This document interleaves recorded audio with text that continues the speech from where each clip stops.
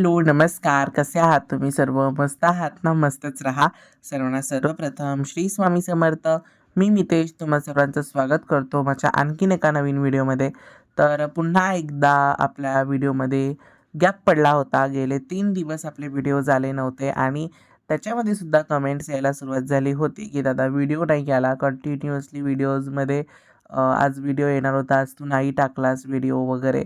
आता तुम्हाला समोर असे मस्त गणपती बाप्पा आरामात बसलेले असे दिसत असतील, तर अचानक बाप्पा कुठून आले? तर आता आपली जी माघी गणेश जयंती झाली, म्हणजे आता काही-काही जणांकडे उत्सव सुरू असेल, ज्यांच्या घरी गणपती बाप्पा बसतात. माझ्या मावशीच्या घरी गणपती बाप्पा विराजमान झालेत आणि म्हणूनच व्हिडिओज आपलेमध्ये गॅप पडला. जेणेकरून आपले व्हिडिओज येत नव्हते. कारण थोडीशी धावपळ, तिथून इथे येणं, इथून तिथे जाणं असं आणि त्या सर्व गोष्टीमध्ये व्हिडिओज एडिट करणं, त्याच्यात परत मग माझ्या ओरल्स एक्झाम्स आहेत बोर्ड्सच्या, तर त्या सर्व गोष्टी. मग त्याला खूप, खूप, खूप असा मला वेळ त्या गोष्टीला वेळ मला द्यावा लागायचा आणि मग इकडे मला वेळ देता नाही यायचा. म्हणजे शूटिंगसाठी किंवा आपलं व्हॉईस ओव्हरसाठी, एडिटिंगसाठी मला जे वेळच नाही देता यायचा त्या गोष्टी मॅनेजच ती गोष्ट व्हायची नाही. जर मी या गोष्टीला आणखीन वेळ दिला असता तर मग मला आणखीन म्हणजे असं म्हणतो ना, की माझी झोपेचं आणखीन मला तेवढे तास कमी करावे लागले असते. एवढा मग प्रॉब्लेम झाला असता. पण म्हटलं की ओके आपण कंटिन्यूअसली आता एवढे वीक्स आपण बरेच व्लॉग्स अपलोड केले आहेत. तर आपण म्हणून थोडं थांबूया आपण आणि मग नवीन सुरुवात नंतर करूया पटकन असा विचार केला आणि इथे डेकोरेशनचं काम सुरू आहे. खरं तर सांगू मी फुल ऑन तयारीत गेलो होतो, की मी व्लॉग करेन ना डेकोरेशनचं कसं करतायत, काय करतायत डेकोरेशनमध्ये वगैरे. तर मी तसं आहे ना ठरवूनच मी सगळं सामान वगैरे पण घेऊन गेलो होतो. ट्रायपॉड वगैरे सगळं घेऊन गेलो होतो. पण नंतर तिथे काय झालं तर मी ते शूटच केलं नाही काहीच आणि मग म्हटलं की गणपती बाप्पा आलेत. आम्ही गणपती बाप्पाला आणायला सुद्धा पेणला गेलो होतो. तर पेणवरून मग बाप्पांना आणलं आणि हे जे शूटिंग आहे ते म्हणजे हा जो ग्लॅम आहे तो 2.5-3च्या आसपासच्या पुढेच असेल. माझ्या मते 3 ते 2.5च्या पुढेचाच हा ग्लॅम आहे आणि तेव्हा आम्ही हे सर्व काम करत होतो. थोडंफार मी शूट करत होतो. दादाच ऑलमोस्ट तसं बरचसं काम करत होता आणि त्याने मग ते सर्व करून घेतलं आणि फायनली आमचं 100 म्हणून 100तून 90% काम झालं होतं. फक्त 10% काम बाकी होतं. ते म्हणजे खालचं थोडंफार काही निघालं होतं आणि त्या सर्व गोष्टी बाकी होत्या. तर मग गणपती बाप्पांना का आपण असंच ठेवू नाही शकत. तर गणपती बाप्पावरती छान कपडा म्हणजे असं ते लावून ठेवायचं आणि जेव्हा पूजा करतो मग तेव्हा तो कापड आपण उचलायचा. त्याच्यानंतर आता वाजले होते सकाळचे 6 म्हणजे 6 म्हणजे पावणे 6च्या आसपास झालं होतं आणि आम्ही निघालो होतो. कुठे निघालो आहे तर मी माझ्या घरी चाललो आहे. तर माझ्या घरी मी जात होतो कारण मठामध्ये सुद्धा जायचं होतं आणि त्याच दिवशी गुरुवारसुद्धा होता तुम्हाला माहितीच आहे. तर मठामध्ये सुद्धा जायचं होतं. तर मावशी मावशी माझी लोअर परेलला राहते. तर लोअर परेलवरून मग दादाने मला सोडलं घरी. तर फायनली मी घरी आलो आहे आणि आता वाजलेत सकाळचे 6 वाजलेत. दूधवाल्याने त्याचं काम पत्ते केलेलं आहे. दूध आणि काय मागवलेलं असेल ते आलंय. तर पहिलं ते काढूया आपण. जरासा हळू बोलतो कारण मम्मी वगैरे झोपलेत.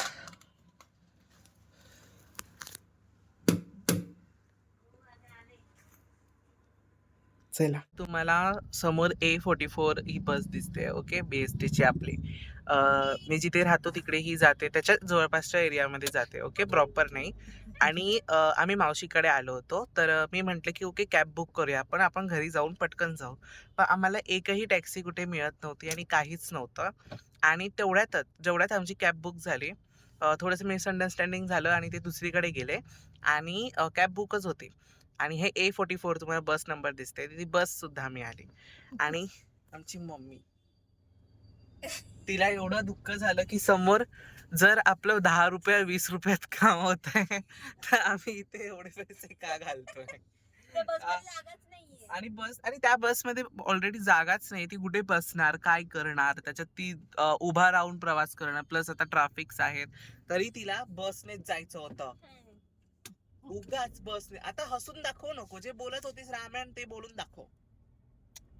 फक्त आता हसून चालणार नाही. आता कॅमेरा आला म्हणजे ती हसणार. हा चुप बस. काय चुप बस. बघा ती बस कसं बघा डुगू डुगू चालली बिचारी. आणि तिच्यात आजी आईस जाऊन बसणार होती. तर अशा काही काही गोष्टी सर्व गोष्टी आहेत की त्या आम्ही तुमच्या सर्वांसोबत शेअर करतो आणि हा जो जेवढे दिवस व्हिडिओ आले नाहीत तेवढ्या दिवसा म्हणजे आता हा जो इथे ही जी रेसिपी तुमच्या सर्वांसोबत शेअर करतोय ना तर ती आहे डे 3ची. ओके. डे 1 गणपती बाप्पाचं मी थोडंफार तुमच्या सर्वांसोबत शेअर केलं. डे 2मध्ये काही जी आमची मम्मीची वगैरे मस्ती होती ती शेअर केली. कारण गणपतीच्या इकडनं मग तिकडनं मग आम्ही घरी येत होतो. आमच्या बाया वगैरे पडून सगळं करून मग आम्ही घरी येत होतो. आणि हा डे 3चा व्हिडिओ आहे जो त्याच्यामध्ये तुमच्या सर्वांसोबत मी छान अशी मस्त रेसिपी शेअर करणार आहे. तर ती कोणती रेसिपी मी तुमच्या सर्वांसोबत शेअर करणार आहे की ती म्हणजे आता मस्त आपली मस्त ती म्हणजे कडाक्याची थंडी पडलेली आहे आणि त्या थंडीमध्ये खास करून बऱ्याच जणांना असं चायनीज किंवा असं स्पायसी खावंसं तर नक्कीच वाटत असेल. मलासुद्धा तसंच झालं होतं. तर बाहेरचं खाऊन खाऊन किती खाणार? तर म्हटलं आपण तीच रेसिपी सेम टू सेम आपण आपल्या घरी बनवूयात. काही सामान माझ्याकडे बरचसं ऑलमोस्ट 90% to 80% माझ्याकडे सामान होतं घरामध्येच आणि ते नेहमी अनंत काळ असतंच असतं. तर ते होतं माझ्याकडे. फक्त माझ्याकडे ना अजिनोमोटो ना व्हिनेगर होता आणि ते मला अव्हॉइडच करायचं होतं शक्यतो म्हणाल तर. मला ते घालायचंच नव्हतं आणि म्हणून ते मी कधी घेतही नाही. व्हिनेगर आणि अजिनोमोटो मी कधीही घेत नाही. कधीही सामान भरू तेव्हासुद्धा आम्ही घेत नाही. ओके. तर म्हणून आज मी बनवतोय सूप बनवतो आहे चायनीज मंचाव सूप म्हणा किंवा मंचुरियन सूप म्हणा पण याच्यामध्ये मंचुरियन नाही आहे म्हणून मी मंचाव सूप त्याला नाव दिलं आहे. ओके. तर ते कसं करायचं तर इथे मी एक जाड बुडाची जरा कढई घेतलेली आहे तशीच घ्या. पातळ एकदम असं घेऊ नका कारण कारण तुम्हाला सांगतो पुढे त्यामध्ये तेल घ्यायचं आहे. तेलामध्ये आपल्याला आलं, लसूण, हिरवी मिरची आणि मिरच्या. त्या मिरच्या तुमच्या तिखट प्रमाणानुसार घ्या आणि तेलाची क्वांटिटी थोडीशी हेवी घ्यायची आणि त्याच्यामध्ये ते सर्व घालायचं आणि त्याला अगदी 2 ते 3 मिनटं परतून घ्यायचं. त्याच्यानंतर इथे मी कोबी, सिमला मिरची, गाजर अगदी बारीक फाईन चिरून घेतलेलं आहे मशीनमध्ये. तर ते मी त्यामध्ये घातलं आहे आणि त्याला पूर्ण असं सॉटे केलं आहे. त्यातलं पाणी आटेपर्यंत आपल्याला भाजायचं आहे. त्याला नीट रोस्ट करायचं आहे आणि ही संपूर्ण प्रोसेस आपल्या मीडियम टर्म फ्लेमवरतीच करायची आहे. ना जास्त हाय, ना जास्त स्लो अगदी मीडियम टर्म फ्लेमवरती आपल्याला ही प्रोसेस करायची आहे. त्याच्यानंतर ह्यात मी 1 L पाणी घातलं आहे. तर तुमच्या अकॉर्डिंग तुम्हाला जेवढं हवं आहे त्याच्यानुसार मग तुम्ही घ्या. ओके. त्याच्यानंतर त्यामध्ये एक मी पावडर टाकली होती. तर ती पावडर घातली होती ती म्हणजे काळी मिरची. आपली काळी मिरची असते तर त्याची पावडर मी त्यामध्ये ॲड केली. त्याच्यानंतर ह्यामध्ये मी आता काय काय जणं थोडंसं असं आंबट सूप आवडतं. तुमच्यावरती आहे तुम्ही जसं घ्याल तसं. तर आता माझ्या चवीच्या अकॉर्डिंग मी ह्यामध्ये सोया सॉस जो डार्क सोया सॉस असतो तो मी घेतला आहे. त्याच्यानंतर ह्यामध्ये थोडं मीठ घालायचं आहे. मीठ घालायला विसरू नका. ओके. त्याच्यानंतर ह्यामध्ये मी शेजवान चटणी घालतो आहे.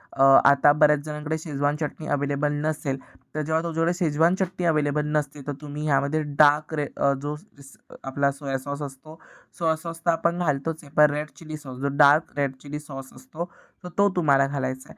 तर आता माझ्याकडे दोन्ही अवेलेबल होतं. ते म्हणजे सोया सॉससुद्धा अवेलेबल होता, त्याच्यात चिली सॉससुद्धा अवेलेबल होता, प्लस त्याच्यानंतर माझ्याकडे शेजवान चटणीसुद्धा अवेलेबल होती. तर म्हणून मी ते पण घातलं आहे. त्याच्यानंतर छान दणदणीत अशी उकळी त्याला द्यायची आहे आणि बाहेर रेस्टॉरंटमध्ये जेव्हा तुम्ही बघता तर ते सूप जे असतं ना ते असं मस्त घट्टसर असतं थोडंफार. तर म्हणून मी 2 चमचे कॉर्नफ्लॉवर घेतलं, त्यामध्ये पाणी घातलं आणि त्याला पूर्ण असं पातळ करून ते त्यामध्ये ॲड केलेलं आहे आणि त्याच्यानंतर त्याला पूर्ण मिक्स करायचं आणि छान मस्त उकळू द्यायचं आणि जसं-जसं ते थंड होत जाईल ना, तसं-तसं सूप तुम्हाला असं घट्ट-घट्ट दिसायला लागेल. त्याच्यानंतर त्यामध्ये छान असा टाईमपास घालायचा. टाईमपास म्हणजे जो फ्राईड नूडल्स असतात ते त्यात ॲड करायचे. सूप अप्रतिम झालं होतं. खरंच सांगतो खूप सुंदर झालं होतं. मिठाचं प्रमाण थोडंसं तुम्ही हेवी घेतलात ना, तरी छान लागतं. जास्त नाही, अगदी 10% to 5% तुम्हाला हेवी घ्यायचं आहे. त्याच्याने काय होतं टेस्ट तर एकतर खूप इन्क्रीज होते आणि बेस्ट लागते.